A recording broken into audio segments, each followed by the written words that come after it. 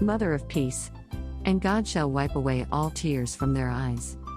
Chapter 1 Part 3. Wildflower Smile on the Mountain Path. It's been raining a lot and the path will be slippery, my assistant informed me. Why don't you just rest today? Of course she was concerned for my safety, and I thanked her but continued my preparations. In autumn, we have heavy rainstorms, and snow falls in the winter. There are countless reasons and excuses to stay inside. Regardless, after his passing, I departed my room each day at dawn for prayer at my husband's tomb, and upon returning, I prepared his breakfast and dinner. As I walked along the path up the hill to the Banyangwan and back, he and I shared many heart-to-heart conversations. My husband's thoughts became my thoughts, and my thoughts became his. Korean bonsai pines lined the path to the Banyangwan, and underneath them, clusters of wildflowers bloomed in the spring. During the winter, wildflowers disappear, but in spring they bloom profusely, as if competing with each other. I would stop on my way up the steep incline to take a closer look at the grasses and flowers. They displayed their colors beautifully in the spring's bright morning sun, whether I was there to admire them or not. I would become intoxicated with their beauty, caressing the wildflowers before resuming my ascent up the path. The walk was difficult, but my heart would be as serene as the flowers. When I would reach my husband's tomb, I would carefully check to see whether any weeds had sprouted among the blades of grass, or whether animals had left any traces.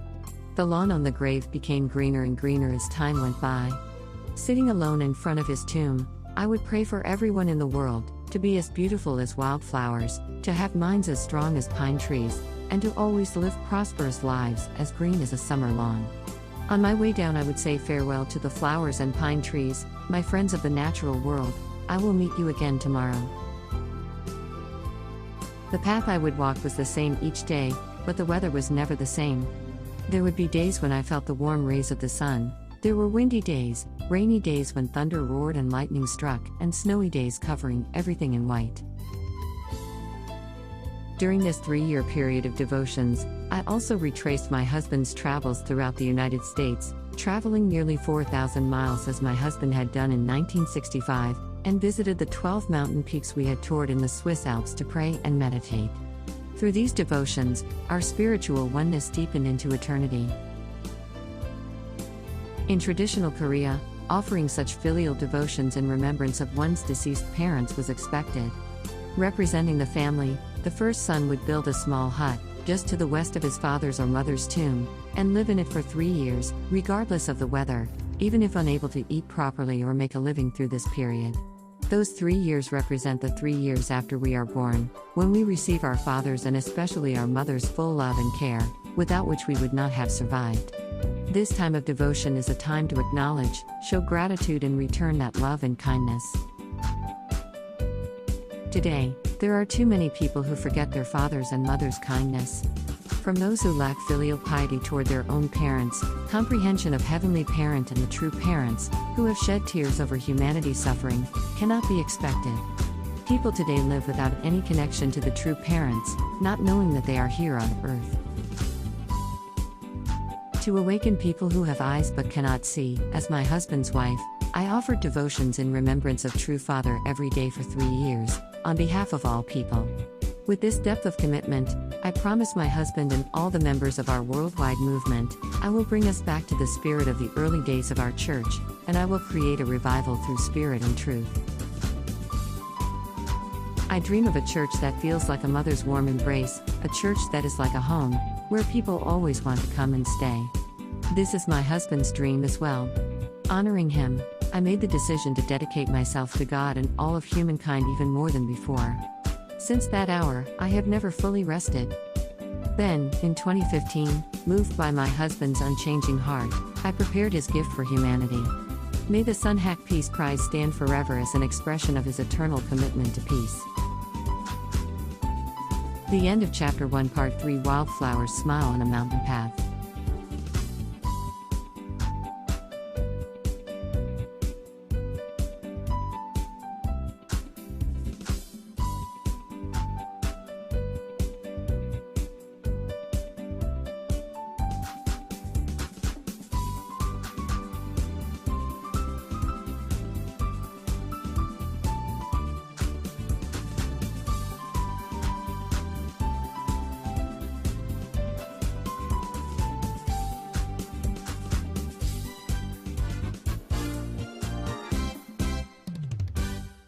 Mother of Peace.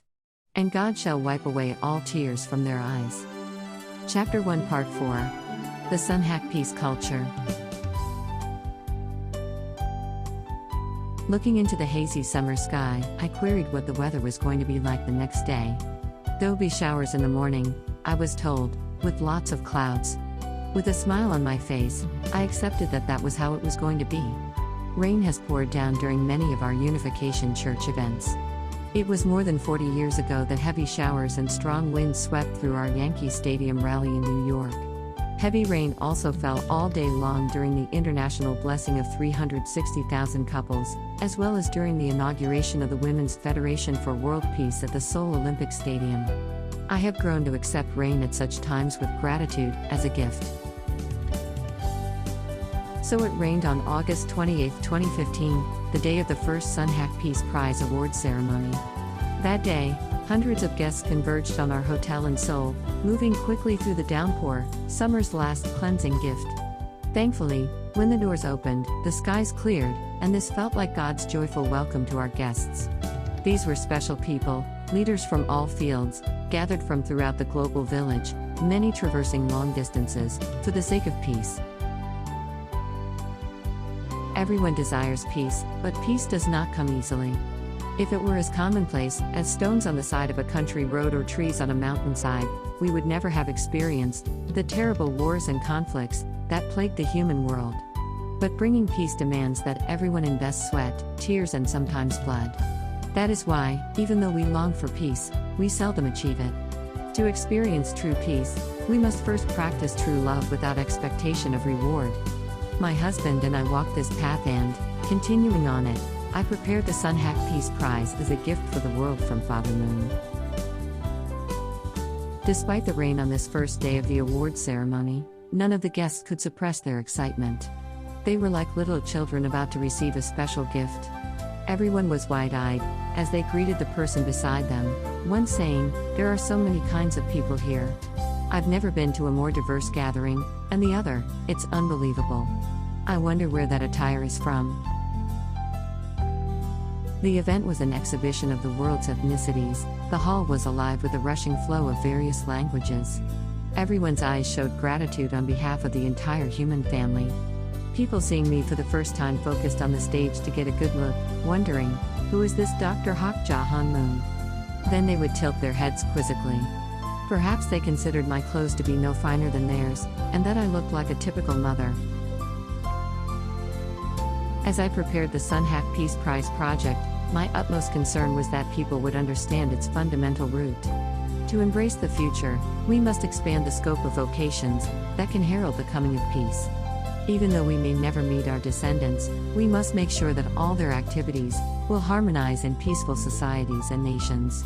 After serious consideration and discussion, the Sunhak Foundation determined its overarching orientation, the peace that transcends the present and builds the future.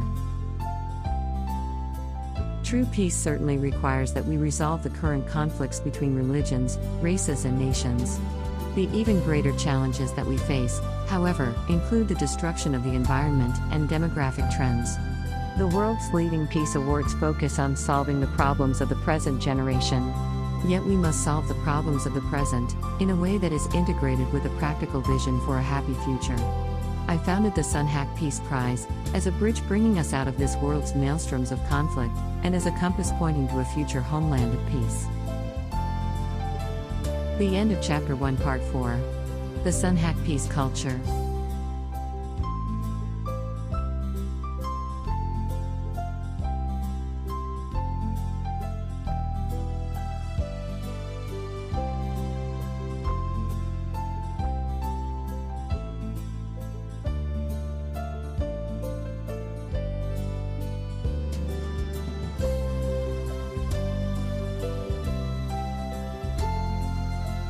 Mother of Peace. And God shall wipe away all tears from their eyes. Chapter 1 Part 5. The oceans are a treasured resource. In every era of recorded history, humanity has experienced incredible pain. The most tragic period was also the most recent, the 20th century.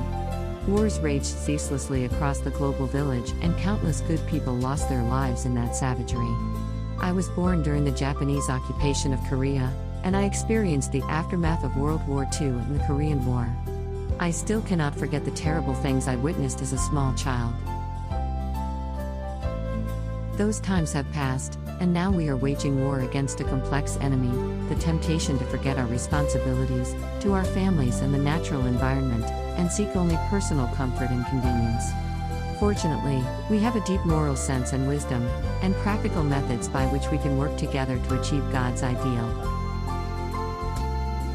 All people hope that we can recover and sustain the oceans as the Heavenly Parent created them. Covering 70% of the Earth, the oceans contain immense resources. Like a hidden treasure, they hold solutions for the dilemmas confronting the human race. I have emphasized the importance of the ocean on many occasions and have, together with my husband, suggested various approaches we might take. Accordingly, the ocean was chosen as the theme for the first Sunhak Peace Prize. The Peace Prize Committee oversaw a strict process to select righteous, achievement-oriented leaders in this arena. Those selected as our laureates that year were Dr. M. B.J. Gupta of India and President Anote Tong of Kiribati, a small island nation in the South Pacific. Dr. Gupta is a scientist who, concerned over persistent food shortages, led the Blue Revolution by developing fish farming technologies. He greatly contributed to relieving hunger among the poor by widely distributing these technologies in Southeast Asia and Africa. President Anote Tong is a leading global advocate for the intelligent preservation and management of the marine ecosystem. It is predicted that much of his nation of Kiribati could be submerged in less than 30 years due to the rising sea level.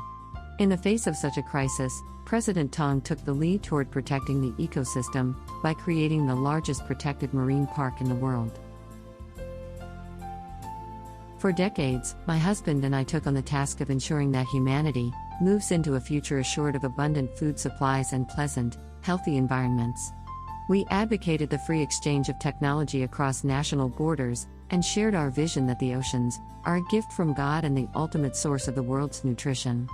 Stable food sources and pure air, land and water are essential to world peace and the salvation of humankind. Not confining ourselves to theoretical explanations, we devoted significant resources to practical projects in the real world. For half a century, Latin America was a major site for this investment of true love and human resources. In the mid-1990s, with serious hearts, Father Moon and I traveled to the Pantanal region. The Pantanal is a vast wetland straddling the borders of Paraguay and Brazil. It is located precisely on the opposite side of the globe from our home country. There, we worked hand in hand with farmers and fishermen. Putting an end to food shortages begins by getting your hands dirty. Rather than give sermons from an air-conditioned pulpit, we worked under the scorching sun, neglecting to eat or rest. I vividly remember pondering environmental issues as I wiped beads of sweat from my face. We launched various initiatives in the Pantanal region, and we have carried out countless other projects for the sake of humankind over the past 60 years. My nature compels me to give everything I have for the happiness of others, with no desire for recognition.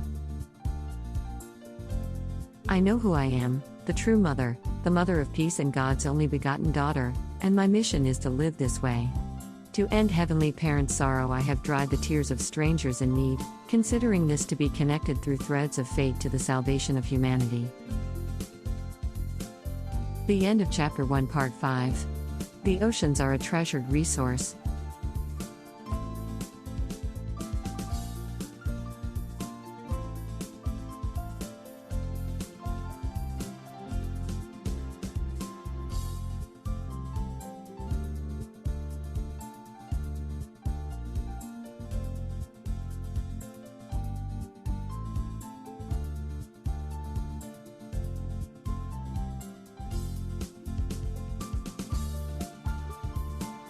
Mother of Peace. And God shall wipe away all tears from their eyes. Chapter 1, Part 6. Everyday Heroes. The end of winter can be bitterly cold, but no matter how cold it is, When spring comes and its warmth envelops the earth, we quickly forget that there ever was a winter. The bitter cold of humanity's winter is receding, and as Heavenly Parents' warmth envelops the earth, it will be forgotten.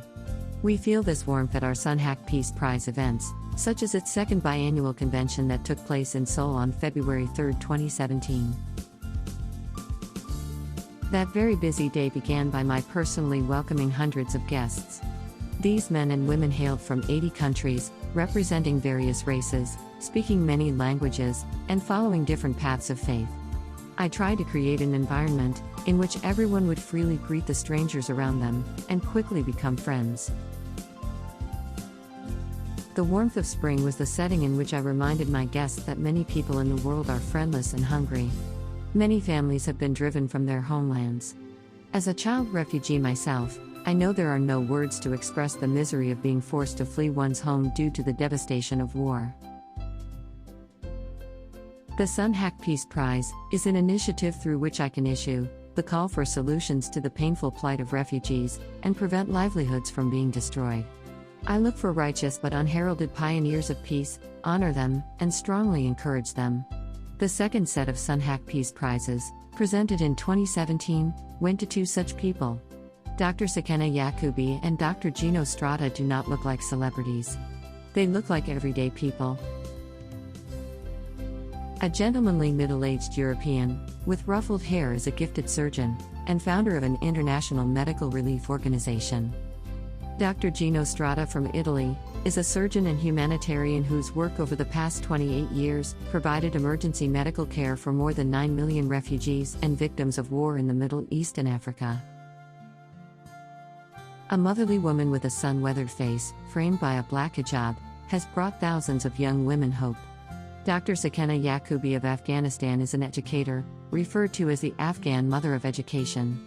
She has worked in Afghan refugee camps for more than 20 years, helping refugees and displaced people resettle. She has risked her life to teach, encouraging people to hope for a better tomorrow, even in the face of enormous obstacles. In response to her award, Dr. Yakubi wrote to me in her clear handwriting, expressing her heartfelt gratitude. "It is really, really wonderful. The award itself is really big. It's comparable to the Nobel Peace Prize. My life is in danger all the time. In the morning, I get up. In the evening, I don't know whether I will be alive or dead. Knowing that somebody values you and your work helps a lot. Also, I want to say to Mother Hak Ja Han Moon that I am really thankful to her because she gives me credit for what I do. It means a lot to me. Korea is a country that I admire, because you have been to war, you have suffered, but with your determination, hard work, sincerity and wisdom, you have accomplished a lot in a really short time. I hope and pray that someday my country can use your country as a role model." Putting her own life in danger, Dr. Yakubi continues to fight for women and children. While we are comfortably at home, eating warm meals, many are being driven from their homes. Uprooted, they live in pain and anguish, their lives completely shattered. This is the time to bring this sad tragedy to an end. The end of Chapter 1, Part 6. Everyday Heroes.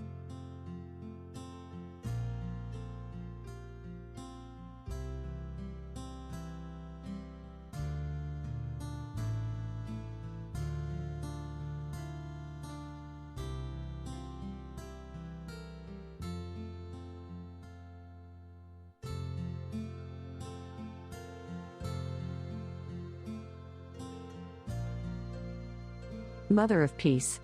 And God shall wipe away all tears from their eyes. Chapter 1, Part 7. Give us this day. When Jesus' disciples asked him to teach them how to pray, his answer was clear: give us this day our daily bread. 2,000 years have passed since Jesus taught us that prayer. However, there are still so many people, more than we imagine, who do not have daily bread. Africa is the birthplace of human civilization. Yet some African people live in circumstances so poor that their primary goal is having enough to eat. This fundamental human need is often not met, and the opportunity for basic education is also limited. Many face this situation. Each time I visit Africa, I seek solutions to these issues, which I take very personally. When the Sunhak Peace Prize Committee announced its 2019 theme, Human Rights and Human Development in Africa, I was delighted because it addressed the task I have always set for myself. Akinwumi Ayodeji Adesina, president of the African Development Bank, AFDB, and Waris Diri, a women's rights activist, our 2019 laureates, are examples of what I have always thought of as righteous people of action. Dr. Adesina was born to a poor farming family in Nigeria. From a young age, he researched methods to modernize farming and nurtured the dream of making Africa a land of abundance. After earning his Ph.D. in agricultural economics from Purdue University in the United States, he returned to Africa, and for the last 30 years has worked on agricultural innovation, helping millions of people overcome the problem of hunger. In February 2019, during his visit to Korea to receive the Sunhak Peace Prize, Dr. Adesina said that there was still much for him to do to make the world a better place. Nothing is more important, he said, than eliminating hunger and malnutrition. Hunger is an indictment on the human race. Any economy that claims growth without feeding its people is a failed economy. Nobody has to go hungry, white, black, pink, orange, or any color you can think of.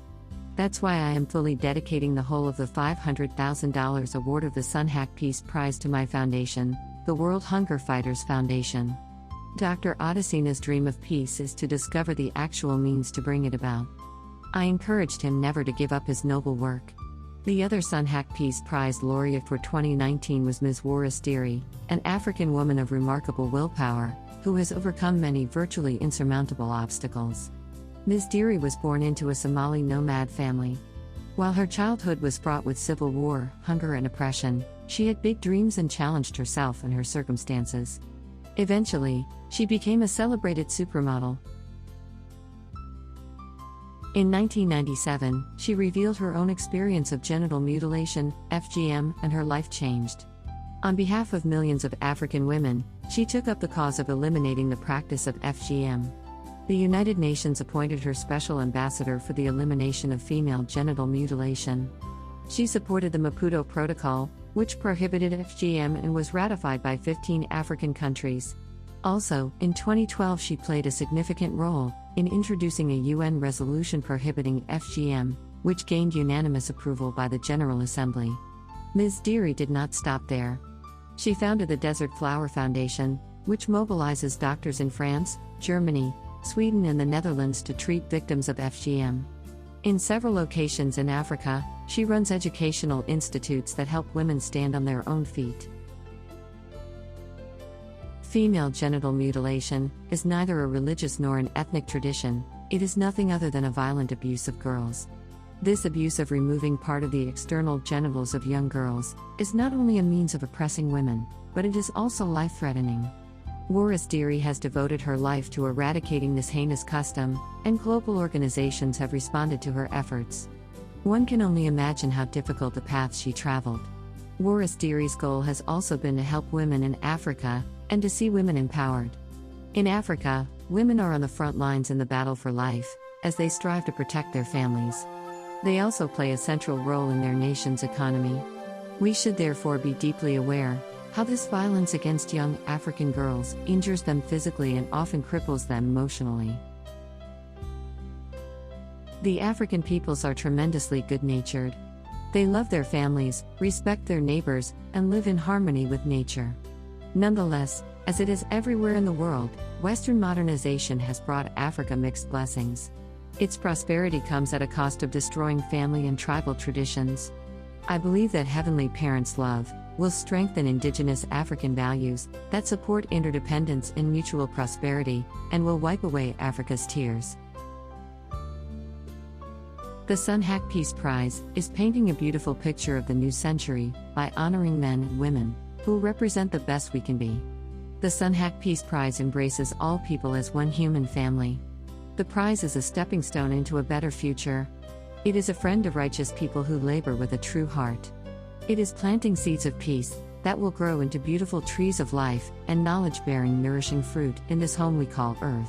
In this chapter I have presented to you, the reader, the scale of my life, from my grandmother's struggle for liberty among a colonized people, to the last days of my God-sent husband's glorious life, to my years of mourning, the new global horizons that he and I are opening today. Now I invite you to wend your way through this story as it unfolded, breathing its air with me, tasting the bitter and the sweet, finding the needles in the sandstorms, and discovering with me our Heavenly Parent's hand in every moment. The end of Chapter 1, Part 7. Give us this day